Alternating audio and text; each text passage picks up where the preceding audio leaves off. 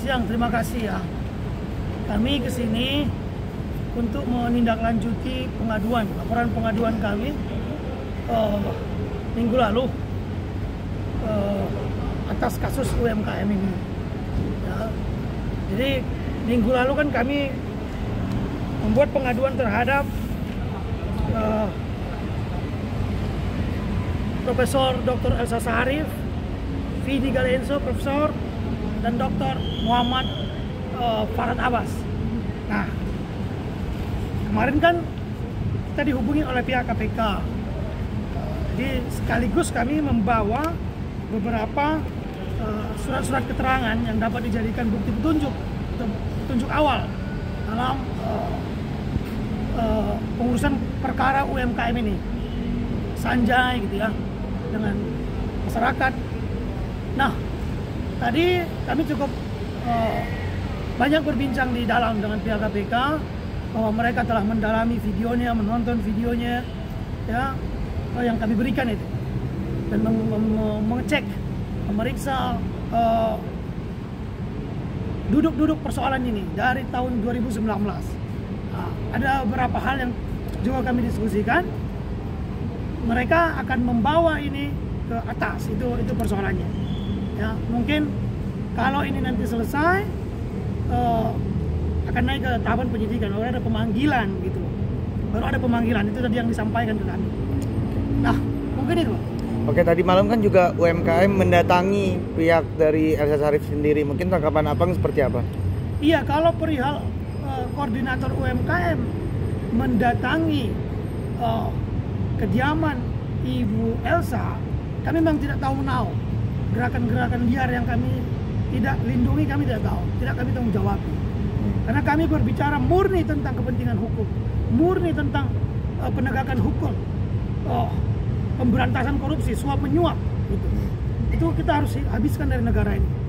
Jadi termasuk dugaan kami terhadap penanganan kasus ini sangat keras tentang suap menyuap, sogok menyogok. Itu yang mau kami bersihkan itu, agar kasus ini selesai. Sudah bertahun-tahun, kasihan juga masyarakat. Nah, tadi yang saya antarkan itu tentang pada Farad Abbas, berapa dia dapat fee dalam tahapan penyidik yang tertulis, tahapan penyidikan, penuntutan dan lain-lain. Nah, sesuai nggak itu nanti dengan surat kuasa yang diterimanya secara tulis tangan, substitusi yang ditugaskan untuk menghadap Kapolda kala itu, menghadap penyidik, masa substitusi begitu. Nah, ini kan kami partisipasi kami sebagai masyarakat dan praktisi hukum untuk membersihkan, setidak-tidaknya mengurangi bau busuk di negara ini tentang kolusi dan nepotisme, penyuapan yang berbau busuk, yang merugikan masyarakat, merugikan negara.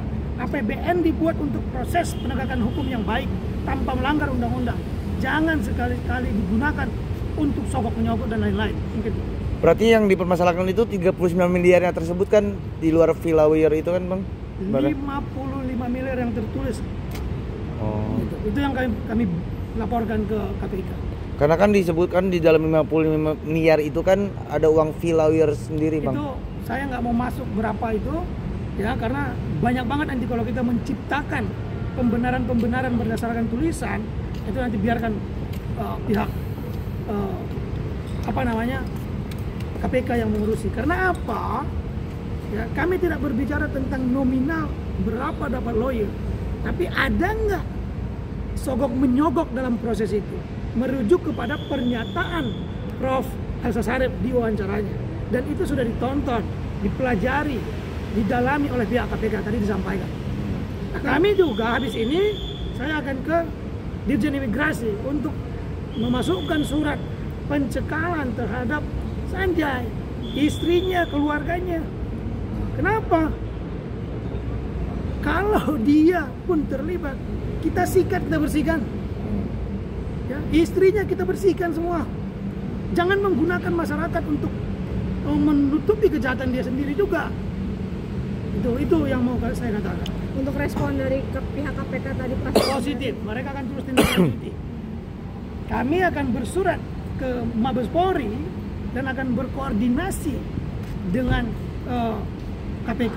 Mereka tadi mengatakan mereka akan bersurat ke Mabes Polri atas kasus ini. Contoh, di putusan pengadilan, uang yang dijadikan bukti yang dulu ditahan, ya, itu kan dikembalikan ke pihak PT Kemenkum. Dalam hal ini kami Sanjay dan istrinya dan keluarganya perusahaan, gitu ya.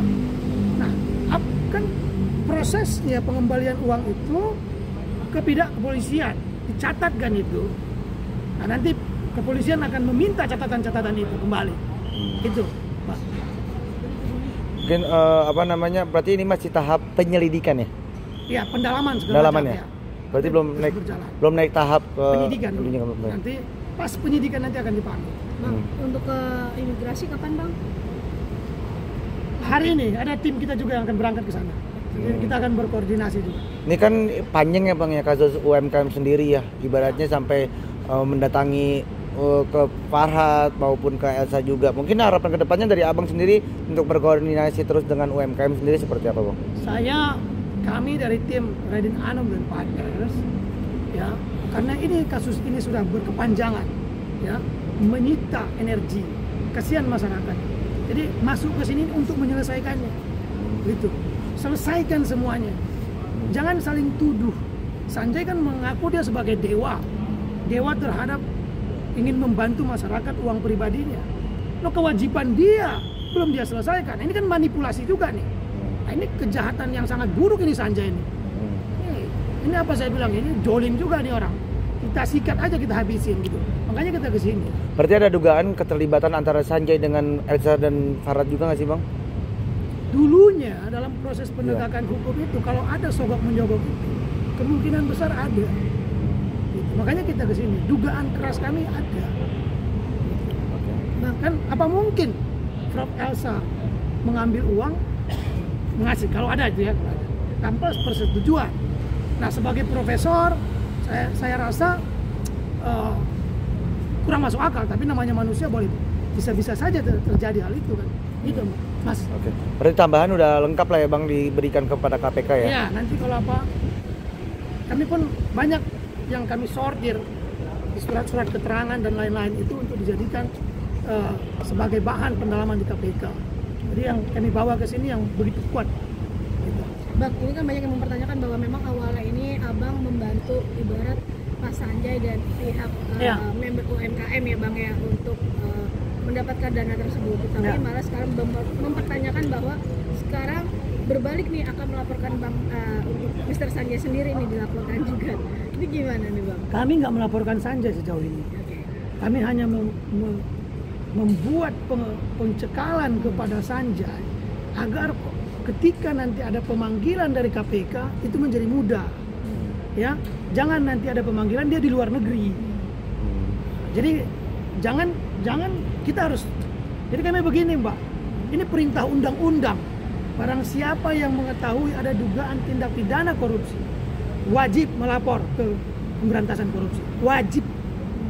Begitu. Jadi kami tidak akan melindungi pelaku kejahatan. Kami akan melindungi hak-hak hukumnya apabila dia benar. Kami akan lindungi. Tapi kalau dia juga pelakunya, ya, karena kewajiban dia terhadap masyarakat kan belum diselesaikan. Istrinya sebagai apa saat itu? Mana istrinya nggak pernah kelihatan ini? Nah itu harus diselesaikan. Nah begitu secara bersama-sama. Makanya nanti biar karena tidak ada penyelesaian selama ini, ya kita sampaikan kepada KPK biar pihak negara yang menyelesaikan. Ini sudah kewajiban negara untuk turun tangan, khususnya dalam hal ini KPK, Komisi Pemberantasan Korupsi, gitu. Apalagi sekarang pemerintah itu kan sudah presiden kita sudah sangat concern dalam penanganan. Mungkin Bang ini, ya. Bang, ini kan banyak yang mempertanyakan perihal laporannya di Polda seperti apa Bang, udah sejauh mana nih? Karena kan laporan siapa dulu di Polda? Yang pihak UMKM. Pihak UMKM ke. Oh ya. Itu gimana? Itu kan laporan pribadi ya antara Andi dengan Farhad, Andi dengan Prof Elsa. Jadi Kami hanya mendampingi saat itu. Dia melapor secara pribadi sebenarnya. Begitu. Berarti belum ada perkembangan sejauh Kemarin ini? itu sudah ada pemanggilan juga.